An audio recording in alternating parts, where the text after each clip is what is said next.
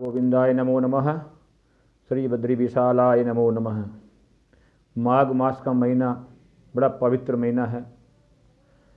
जो तिथियां आ रही है एक के बाद एक बड़ी ही फलदायी और बड़ा ही दान करने की तिथियां होती है। अभी अभी मकर संक्रांति निकली है, षटतिला एकादशी निकली है। अब आ रहा है बहुत बड़ा पर्व, और वो पर्व है मौनी अमावस्या का। माघ मास कृष्ण पक्ष की जो अमावस्या होती है उसे मौनी अमावस्या कहा गया है। और इस मौनी अमावस्या के रोज मौन व्रत धारण करके, मौन रह करके ऋषि मुनियों जैसा व्यवहार करना चाहिए। ऋषि मुनियों व्यवहार कैसे होता है? सुबह प्रातःकाल ब्रह्म मुहूर्त में जग करके शौच आदि क्रियाओं से, दंत धावन आदि क्रियाओं से निवृत्त हो करके स्नान आदि करना चाहिए। और स्नान इस रोज करने का क्या तरीका होना चाहिए? क्योंकि बताया गया है कि मौनी अमावस्या के रोज जितने भी सरोवर हैं, जितने भी तालाब, कुएं, बावड़ी, नदी, पोखर आदि जो भी हैं, उन सब के अंदर तीर्थ समाहित हो जाते हैं। देखो, अभी कुछ दिनों पहले अपन ने सुना था, पढ़ा था, और मैंने भी आपको बताया था कि मकर संक्रांति के रोज माघ मकरगत रवि जब होई, तीर्थ पतई आय सब कोई। यानी जब सूर्य मकर राशि में आता है तब तीर्थों के जो अधिपति है वो प्रयागराज में आ जाते हैं।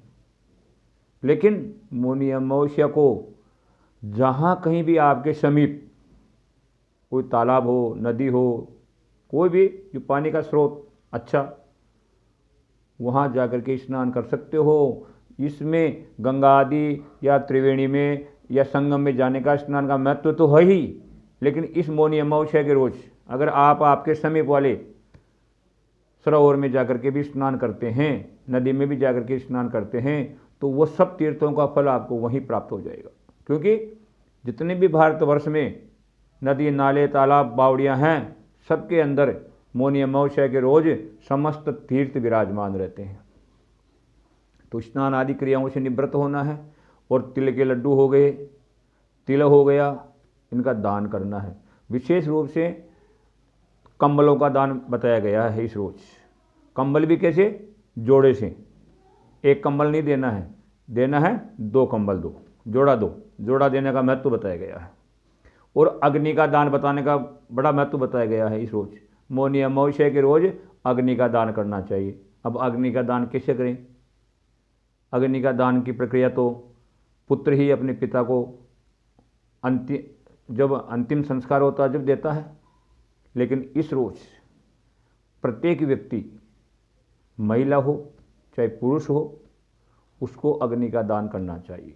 अग्नि का दान करने का तात्पर्य यहाँ से है, जो साधु संत लोग, ब्राह्मण लोग तपस्या करने के लिए कुंड आदि में जो अग्नि जलाते हैं, उस अग्नि जलाने के लिए लकड़ियाँ ले जाकर के दान करें, और उनमें से 1-2 लकड़ी जला करके उस कुंड में रखें, तो वो अग्नि का दान हो गया। यानी जो तपस्वी लोग हैं, ब्राह्मण हो गए, साधु हो गए, संत हो गए, मुनिजन हो गए, या आपके आसपास में कोई तपस्या कर रहा हो तो वो हो गया, उसके लिए जो अग्नि जला करके वो तपता है ना, उस कुंड के लिए आपको लकड़ी एवं अग्नि दान करके आना है। ये हो गया अग्निदान। और साथ ही और क्या करना है? मौन व्रत धारण करके भगवान नाम का स्मरण करना है। इस कलयुग के अंदर केवल और केवल पार लगाने वाली कोई नौका है तो वो है भगवान नाम स्मरण। आप चलते फिरते, उठते बैठते, खाते सोते पीते, जिस किसी भी अवस्था में हो, तो भगवान का अहोनिश रात दिन चिंतन करें इस रोज। साथ ही इसका व्रत उपवास भी करें। व्रत करके जीवन को व्यतीत करें, इस दिन को व्यतीत करें और अपने आप का कल्याण करें। मौनी अमावस्या बहुत बड़ा पापों को नाश कर देने वाली बताया गया है। इस रोज जो विधि के साथ महर्षियों मुनियों के आधार पर जीवन जीता है, तो उसके समस्त पाप स्वतः ही नष्ट हो जाते हैं। बताया गया है, क्या बताया गया है? तेल मामल काश्चैव तीरते देयास्तु नित्यशः ततः प्रज्वालयेद्वग्निं सेवनार्थे द्विजमाननाम। यानी द्विज ब्राह्मणों आदि के लिए, तपस्वी मुनियों के लिए अगर कोई अग्नि का दान करता है तो उसके जीवन में प्रकाश हो जाता है, और वो अग्नि जो दान करके आप आ रहे हो, वो अग्नि आपके पापों को जला करके राख कर देती है। तो मैं सब लोगों से ऐसी कामना करता हूँ। बहुत छोटे छोटे प्रत्येक व्यक्ति को करने लायक उपाय अपने शास्त्रों ने दिए हैं। पाप तो पता नहीं कहाँ कहाँ हो जाते हैं, जाने अनजाने में चलते फिरते पाप तो होते रहते हैं, लेकिन उनसे छुटकारा पाना बड़ी बात है।